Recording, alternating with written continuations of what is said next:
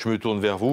Christophe Jacubizine, ce matin, vous avez décidé de mettre en garde les socialistes. Pourquoi? Parce que je pense, Christophe, que les socialistes ont mangé leur pain blanc. Le plus dur est à venir pour au moins deux raisons. La première, c'est que les hostilités vont commencer. Les débats du premier tour avaient frappé par leur courtoisie, leur fair-play. Au second, ça va forcément se dégrader. D'abord parce que on choisit peut-être dimanche prochain le prochain président de la République. En tout cas, celui qui sera élu dimanche soir a des sérieuses chances de vaincre Nicolas Sarkozy. L'enjeu est de taille. Et ni Hollande ni Aubry ne laisseront passer leur chance. Ensuite, deuxième raison pour que ça se dégrade, François Hollande et Martine Aubry ne s'apprécient guère. Pourquoi le cacher? Ils se détestent presque, deux caractères opposés. Et puis deux secrétaires généraux du Parti socialiste, la deuxième, Martine Aubry, n'ayant eu de cesse de critiquer le bilan de son prédécesseur. Hier soir, d'ailleurs, sur les réseaux sociaux, les aubryistes se lâchaient. Ils ont trouvé un surnom, un nom de code pour désigner leur adversaire François Hollande, le cumular mou.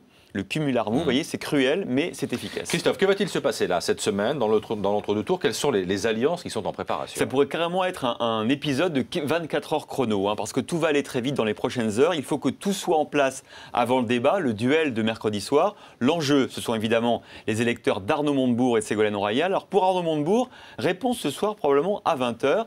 Va-t-il donner une consigne de vote? Tout dépendra sans doute de ce que lui offrent les deux candidats. Soit l'un des deux reprend une partie de ses propositions sur la taxation des importations, sur la mise sous tutelle des banques ou encore sur le cumul des mandats. Et l'alliance peut paraître crédible aux yeux des électeurs. Soit Arnaud Montebourg laisse libre ses électeurs et négocie avec le vainqueur du second tour, quel qu'il soit. De toute façon, il est devenu incontournable au Parti socialiste et il peut peut-être, sans doute même, être la caution de gauche du candidat, quel qu'il soit. Bon, et côté Ségolène Royal? D'abord, une image forte, celle d'hier soir, une candidate qui craque. Alors effectivement, on l'a vu ce matin sur BFM TV, Ségolène Royal en pleurs, peut-on l'entendre?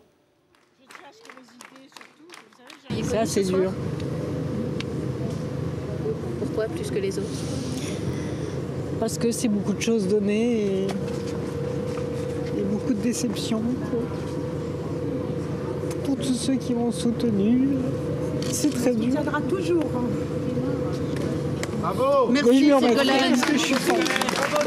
C'est une image assez rare de voir un grand responsable politique pratiquement s'effondrer en larmes devant les micros, devant les caméras. Il faut dire en même temps qu'une fatigue, c'est beaucoup de fatigue, beaucoup d'épuisement. Je pense qu'effectivement, Ségolène Royal a craqué hier. Alors, Ségolène Royal a quand même demandé à ses électeurs de voter, je cite, dans le sens que je leur indiquerai prochainement, ce qui semble indiquer qu'elle va donner une consigne de vote entre l'entre-deux tours. C'est évidemment Aubry-Hollande un choix cornélien pour elle, Christophe, entre celui qui fut son compagnon et celle qu'elle a accusée de lui avoir volé la victoire au Congrès de Reims en 2008. Très vite, Christophe, que peut-on attendre de ce second tour dimanche? Moi, je pense qu'il y a un risque que ces primaires se retournent contre les socialistes. Si la campagne de l'entre-deux tours est dure, si le score est serré dimanche, il est évident que la belle dynamique qu'ils ont connue jusque-là ne s'effrite.